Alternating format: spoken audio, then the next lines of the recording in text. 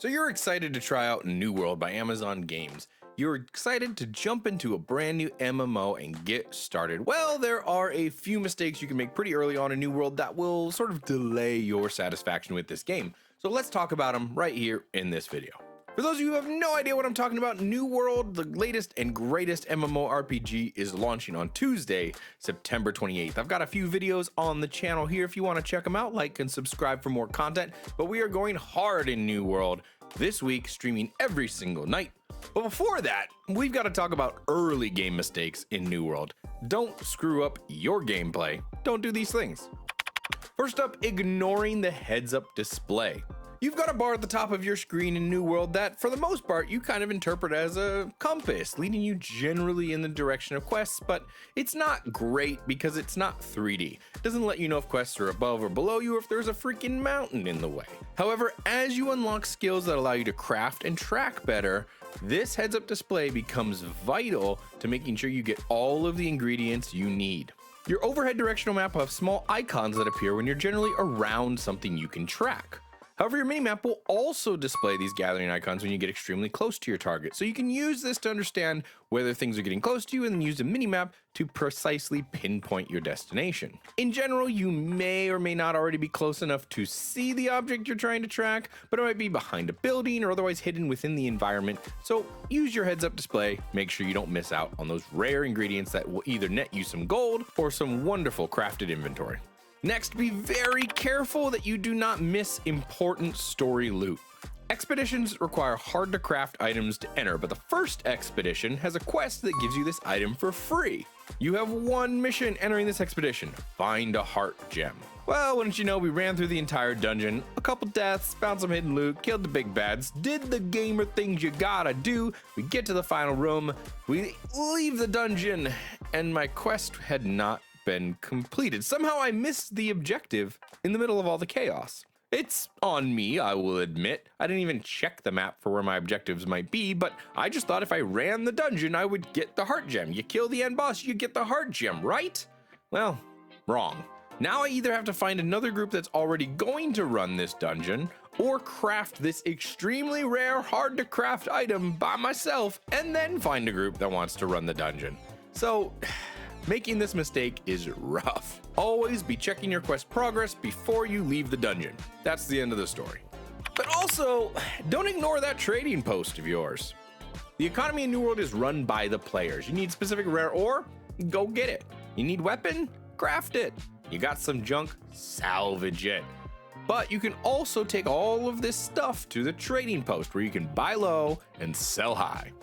You can set up purchase orders for any item at any cost, as well as create selling orders for any item you own at any cost you wish.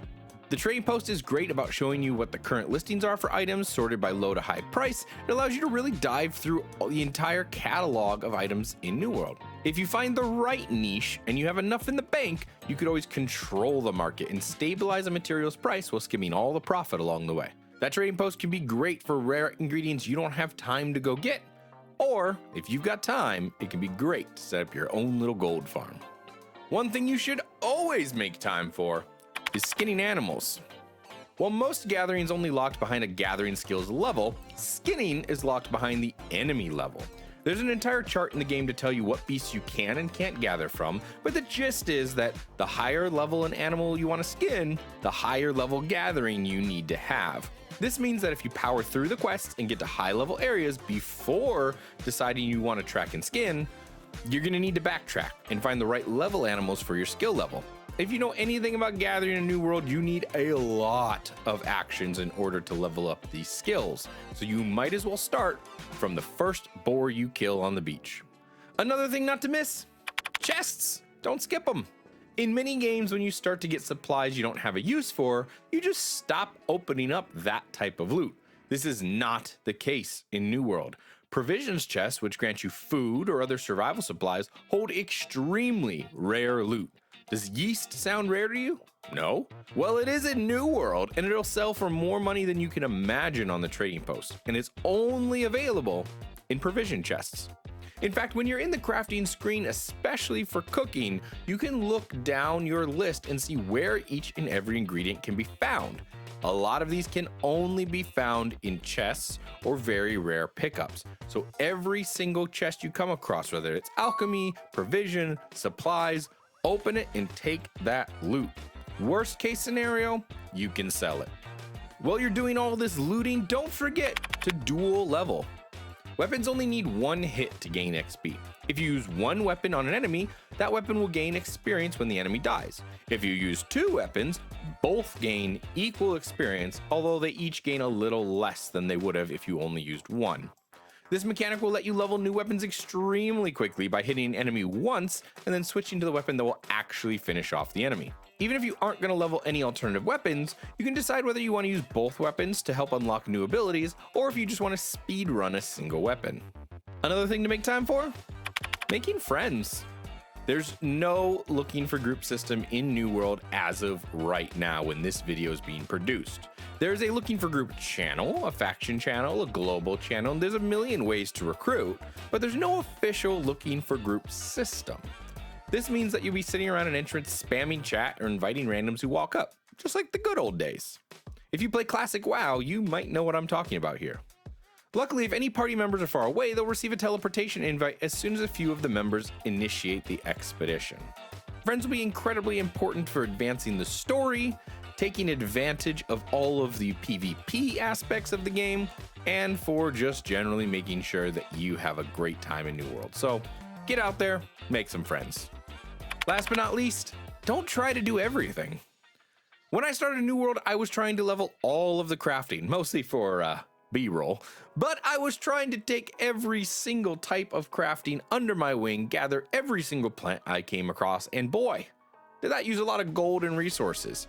All of my time was sucked into filling up my bags, and I didn't actually get to play as much of the game as I wanted. Not to mention, while crafting is quick, running to every single crafting station every single time you show up to town uses a lot of time. Quests are also duplicated, so you've got multiple starting areas and therefore you've got multiple quest chains you can follow. You don't need to follow them all. You will quickly outpace the story level, and therefore you'll make all of the story level things less satisfying to play. I tried to level every single weapon just to get an experience with it, and guess what? All of the enemies I had to face had skills, and I didn't. I was trying to hit them with the basic stuff that's completely unbuffed, and well, it made combat a lot harder. So find some weapons you enjoy and then stick to those weapons. Find your quest chain and stick to that chain. Pick up your side quests, sure, but try and do them in groups all around the world. Pick what crafting you think is either going to make you the most gold or benefit your experience, and stick to that for a little while. You can always come back later, other than skinning, and pick up anything you need. The key is to find what you want to do in this new world and do it. I hope you all enjoyed these tips, and I hope you don't make these same exact mistakes when you start New World starting Tuesday, September 28th. If you want to join me, I'm going to be on the NA West servers. I have not yet decided a location, but let me know in the comments down below if you have a server you're going to play on, because hey, I want to make some friends. Like, comment, subscribe, do the YouTubey things to help me out. It helps more than you know. And until next time, see ya.